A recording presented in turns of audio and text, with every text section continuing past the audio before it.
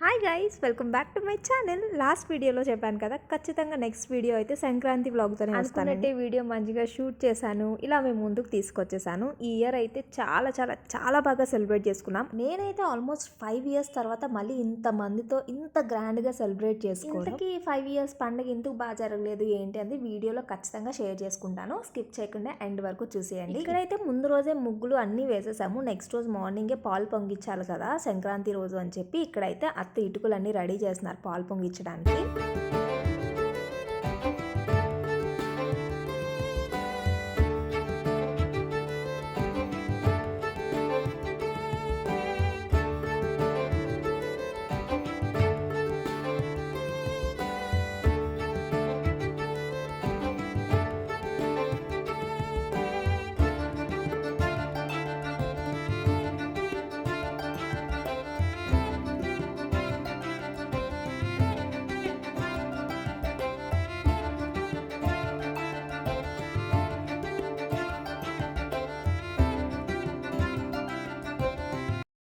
ఇక్కడైతే పాలు పొంగించడానికి అన్నీ సిద్ధం చేసేసారు. ఇక్కడ నా కూతురు అయితే ఇంకా ఆ రోజు నార్మల్గా గెంతలేదు. అంతమంది పిల్లలు చూసేసరికి అందరితో ఫుల్గా గెంతి ఆడి ఆ 3 రోజులు చాలా చాలా చాలా బాగా ఎంజాయ్ చేసింది. ఇక్కడ మా ఇంట్లో ఎవరైనా యంగెస్ట్ పర్సన్ ఉన్నాడంటే వాడి పొట్టోడే.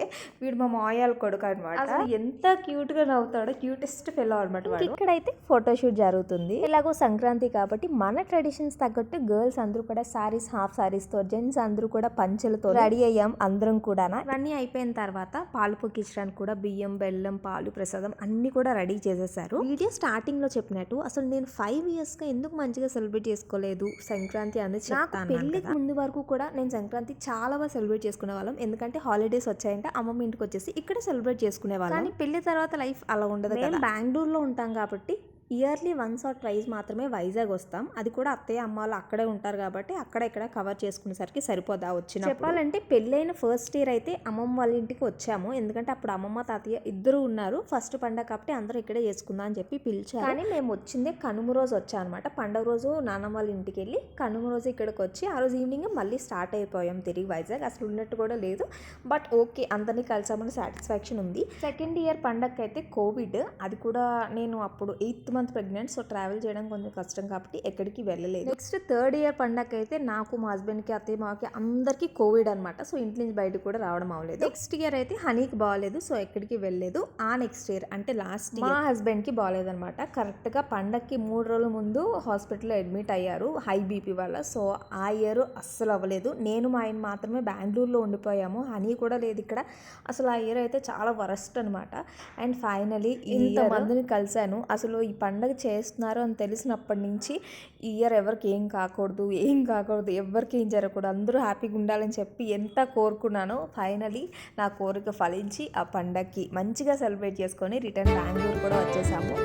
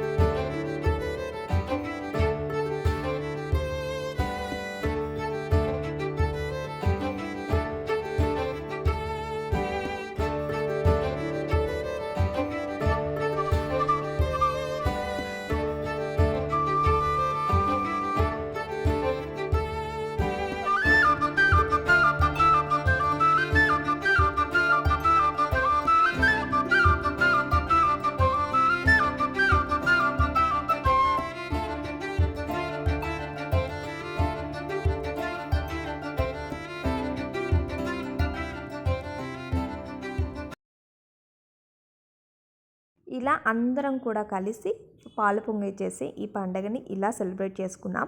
దీని తర్వాత కోలాటం చేసాం. ఆ క్లిప్పింగ్స్ అన్నీ కూడా యాడ్ చేస్తాను. అంతకన్నా ముందు ఒక స్పెషల్ థ్యాంక్స్ అందరికీ, వీడియోలో సపోర్ట్ చేసిన వాళ్ళందరికీ, అలాగే నా కోసం వీడియోస్ తీసిన వాళ్ళందరికీ కూడా చాలా చాలా థ్యాంక్ యూ.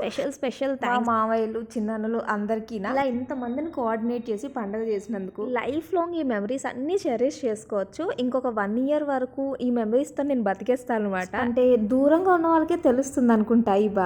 నేను ఎలాంటి టైప్ ఆఫ్ పర్సన్ అంటే నలుగురు ఉండాలి, నలుగురు మధ్య ఉండాలి, ఫ్యామిలీ, ఇలాంటి బాండ్స్ ఎక్కువ అనమాట. ఫస్ట్ నుంచి నేను అలాగే పెరిగాను. పండుగ వచ్చినా లేదంటే ఫంక్షన్ అయినా ఎక్కడికైనా వెళ్ళిపోవడం, అందరితో కలవడం, ఇది నా టైప్ ఆఫ్ పర్సనాలిటీ. బట్ మా హస్బెండ్ అలా కాదు. ఒక్కరే ఉన్న ఆ ఫోను ల్యాప్టాప్ ఉంటే బతికేస్తారనమాట. బట్ నాకు బుర్ర పిచ్చెక్కొద్ది. నేను ఖాళీగా ఉన్నానంటే ఎవరికొకరికి ఫోన్ చేసి మాట్లాడుకుంటూ ఉంటాను. అలా అని చెప్పి అలా ఉన్న వాళ్ళు నేను తప్పు పట్టట్లేదు, నేను అలా ఉండలేను అని చెప్తున్నాను అంతే.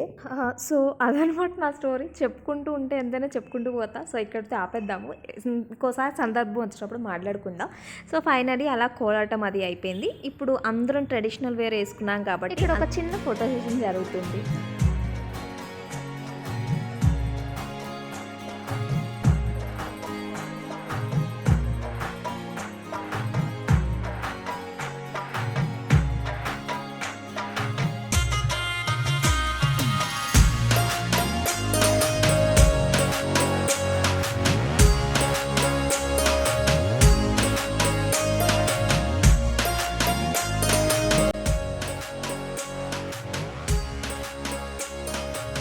పండుగ చూపించిన తర్వాత భోజనాలు చూపించకపోతే బాగోదు కదా, చూపించేస్తానండి. వైట్ రైస్, పులిహోర, పప్పు, పచ్చడి, ఒక రకం కూర చేశారు, సాంబార్, పెరుగు, ఇంకా చక్కెర పొంగలి, పరమాన్నం, ఇంకా పండుగ అంటేనే మనకు గుర్తొచ్చేవి గార్లి బూర్లు. ఇవన్నిటితో పాటు మా భోజనం కంప్లీట్ చేసేసాం. చాలా చాలా చాలా బాగా చేసుకున్నాం ఈ ఇయర్ అయితే.